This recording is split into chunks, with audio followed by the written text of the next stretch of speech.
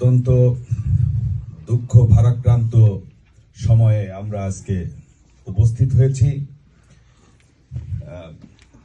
সর্বপ্রথমে আজকে বিজয় দিবসের অনুষ্ঠানে উপস্থিত আছেন আজকের সবার সম্মানিত প্রধান অতিথি, যুক্তরাষ্ট্র আওয়ামী লীগের সম্মানিত সভাপতি ডক্টর সিদ্দিকুর রহমান। মঞ্চে উপবিষ্ট আছেন যুক্তরাষ্ট্র স্টেট সভাপতিত্ব করছেন যুক্তরাষ্ট্র স্বেচ্ছাসেবক লীগের সম্মানিত সভাপতি সহযোদ্ধা ইকবাল হোসেন। এখানে উপস্থিত আছেন আজকের সবার সম্মানিত বিশেষ প্রধান বক্তা সহযোদ্ধা 5ই আগস্টের পরে যে কয়জন মানুষের এই যুক্তরাষ্ট্রে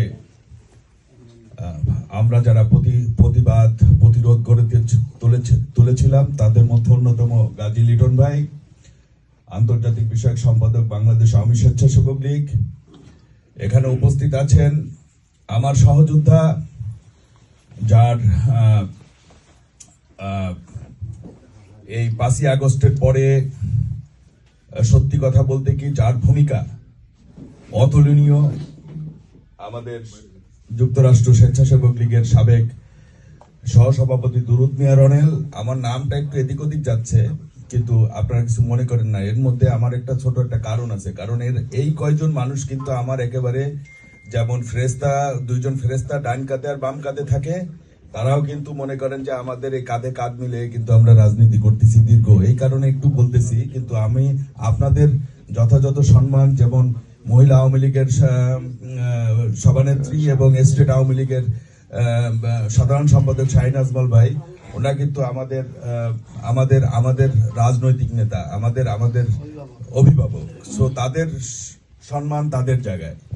আমি আর একজনের নাম বলবো, সেটা হচ্ছে সুবলদা। সুবলদার সাথে সবসময় আমার ফোনে কথা হয়েছে।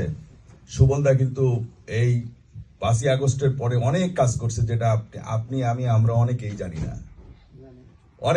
না। সুবলদা যে কাজ করছে সেইটা মনে করেন যে আপনার আসলে মানে আওয়ামী লীগের জন্য একটা অসাধারণ কাজ সে তলে তলে মানে ভিতরে সে করছে, যে জিনিসটা প্রকাশিত হয়নি। তারপরে আমি দুই একটি কথা বলে আমার বক্তব্য শেষ করব। মঞ্চে উপবিষ্ট মহিলা আওয়ামী লীগের সম্মানিত সভানেত্রী আপা, 5ই আগস্টে যার ভূমিকা আমাদের মতো একই রকম, আমাদের সহযোদ্ধা শাহিন আজমল ভাই, স্টেট আওয়ামী লীগের সম্মানিত সাধারণ সম্পাদক, আমাদের স্বেচ্ছাসেবক লীগের আগেরও সহসভাপতি ছিল, এবার সিনিয়র সহসভাপতি আপনার আমার অত্যন্ত প্রিয় একজন মানুষ জাফর আহমেদ। আপনারা জানেন নোয়াখালীর যে বর্তমান যে নেতাকর্মীকে সুসংগঠিত যারা করছে, তার মধ্যে অন্যতম একজন আমাদের এই জাফর আহমেদ। আমাদের ওহাব জোয়াদ্দার ভাই, যিনি সবসময় আপনার তার অনলাইন সে কিন্তু অ্যাক্টিভ, সে কাজ করে যাচ্ছে। হঠাৎ যাই হোক, আমি এত কথা বললে আমার নিজের কথা আমি বলতে পারবো। আপনাদের সবাইকে ধন্যবাদ। সেটা হচ্ছে বঙ্গবন্ধুর নির্দেশে, বঙ্গবন্ধুর আদেশে যে বাংলাদেশ আমরা একটি ভূখণ্ড পেয়েছিলাম, এই ভূখণ্ড কিন্তু এখন আপনার অনেক হুমকির মুখে। এখানে কিন্তু বাংলাদেশের ভিতরে যেমন চক্রান্ত হচ্ছে, বাংলাদেশের বাইরেও চক্রান্ত হচ্ছে।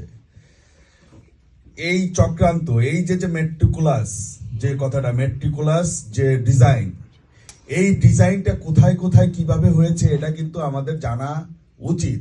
আমরা কিন্তু এটা জানি যে মেট্রিকুলাস ডিজাইন একটা হয়েছে, এটা কিন্তু আপা প্রত্যেকটা বক্তব্যে বলতেছেন। এই ডিজাইনটা কারা করেছে, কিভাবে করেছে, এটা কিন্তু আমাদের অ্যানালাইজ করা উচিত। আমরা এখনো ওই পোস্টারে কার নাম যাবে, কোন বড় ভাইয়ের ছেলের জন্মদিন, কোন এই শুভেচ্ছা বিনিময়, এইগুলো নিয়ে পড়ে আছি। কিন্তু এইগুলো নিয়ে পড়ে থাকার সময় এখন আর নাই। ওই যে ছাত্রলীগের 2টা ছেলেকে জবাই করে হত্যা করছে, মেজবাউদ্দিন সিরাজকে সিলেটে পায়ের রক কেটে দেওয়া হয়েছে। প্রত্যেকটা 64টা জেলায়, মহকুমায়, গ্রামে, পাড়ায়, মহল্লায়, প্রত্যেকটা জায়গায় শুধুমাত্র ওয়ালে জয় বাংলা লিখেছে, সেই জন্য হত্যা করা হচ্ছে। এখনো আমাদের মধ্যে কিন্তু উপলব্ধি এখনো আসেনি।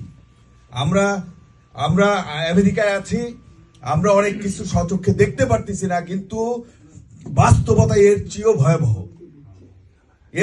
ভয়াবহ। আজকে আমাদের কিন্তু